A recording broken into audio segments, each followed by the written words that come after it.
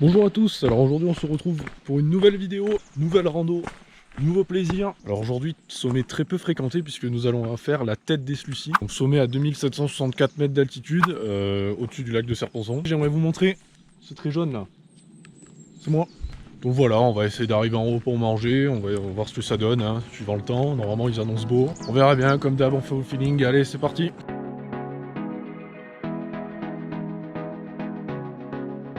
Donc on est au départ de Clos Bouffier, à peu près à 1650 mètres d'altitude, avec la cabane qui est juste derrière moi. Pas un endroit hyper fréquenté, même si j'ai vu une voiture quand je suis passé là.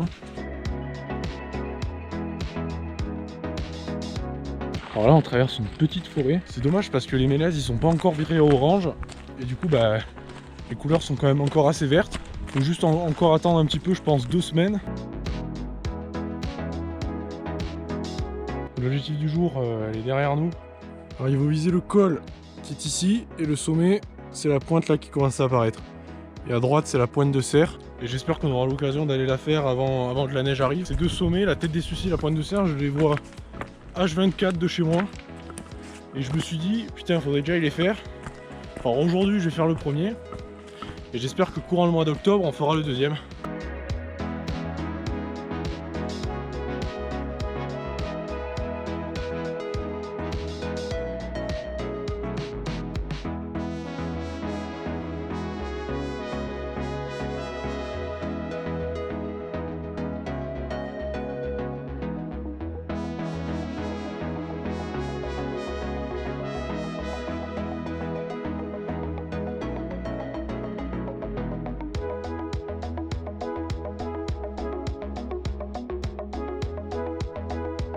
Petite pause avant de quitter le chemin qui mène au lac Brun et au col de Ressa.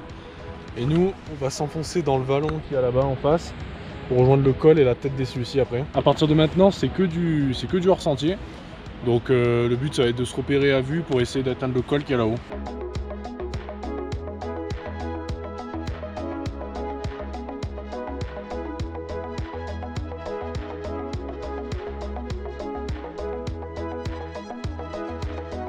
Donc on est au niveau de la cabane du Cassé à un peu plus de 2000 mètres d'altitude. Il nous reste à peu près du coup un peu plus de 700 mètres de dénivelé pour atteindre le sommet. Alors déjà la vue commence à être pas mal, hein. On voit super bien le lac de Serponçon. Et plus les sommets qui sont derrière. Allez on continue.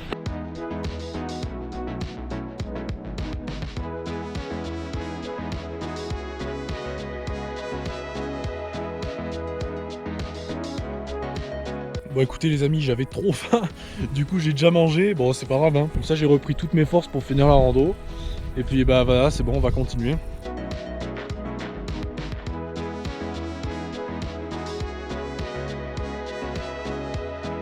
Bon là en face il y a un mur là, jusqu'au col ça va être hard, je le sens bien là.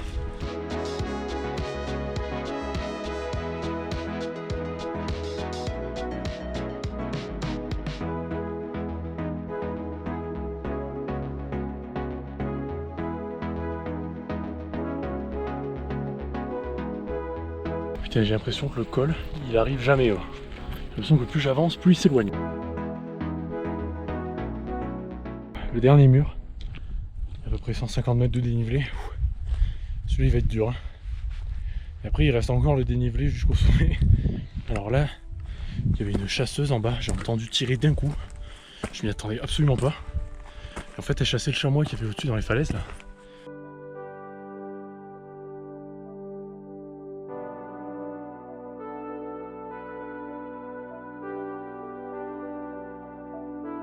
Donc les amis, on est arrivé au col de Roche-Méane. Il reste 80 mètres de dénivelé pour le sommet. Franchement la vue elle est déjà incroyable. Regardez-moi ça. C'est super beau. Bon on va essayer d'atteindre le sommet. Apparemment la voie il faut mettre un peu les mains tout ça. Donc on va voir hein.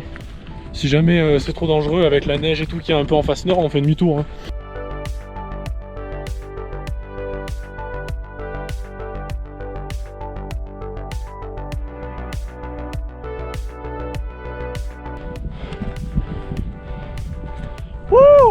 Bon, il y a un nuage, il faut qu'il soit au niveau du lac de Serponçon.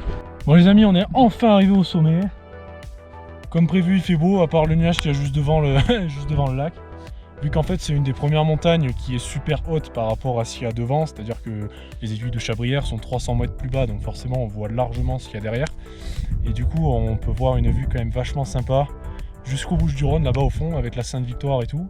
On voit même le Mont Ventoux. Donc voilà, on va faire une petite pause bien méritée ici avant de redescendre. Alors évidemment de la descente du sommet jusqu'au col, je filmerai pas parce qu'il faut mettre les mains et tout. Déjà je me demandais comment j'allais réussir à descendre en montant. Donc je mettrai la GoPro dans le sac pour avoir les deux mains nickel pour pouvoir descendre parfaitement bien. Et puis voilà, et puis moi je vous dis à de suite au col de Rocheméane. Heureux. Bon alors finalement la descente de la tête jusqu'au col était pas si compliquée que ça. Mais bon j'ai bien fait de rien filmer, d'avoir les deux mains libres quand même.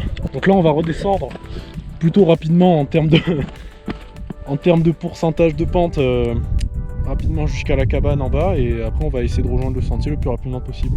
Là il y a les genoux qui vont prendre un coup là, je vous le dis.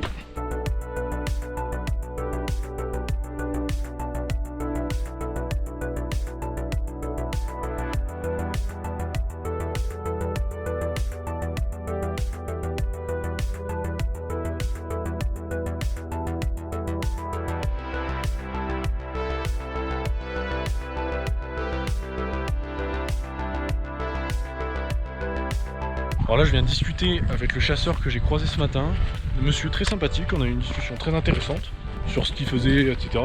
Et du coup j'ai pas vu l'heure passer, ça fait une demi-heure que je suis posé à rien faire.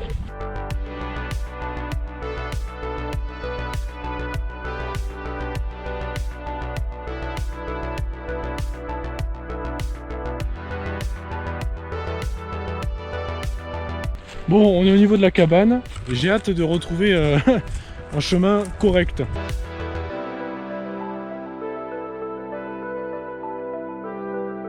Ça y est, on a enfin retrouvé un chemin correct. Bon, il reste plus que retourner avec le bouffier à la voiture, quoi, et puis c'est bon, hein.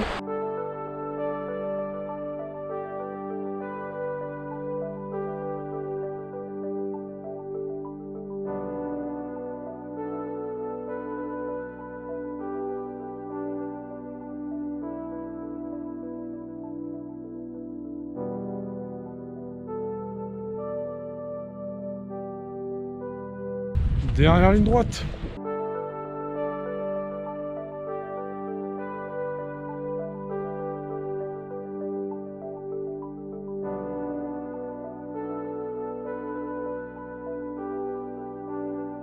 Ben voilà les amis, on est arrivé au parking de la voiture. J'espère que la vidéo vous a plu. Et si c'est le cas, bah, n'hésitez pas à vous abonner et à partager cette vidéo. Moi je vous dis à la prochaine sur d'autres sentiers, comme d'hab. Allez, salut!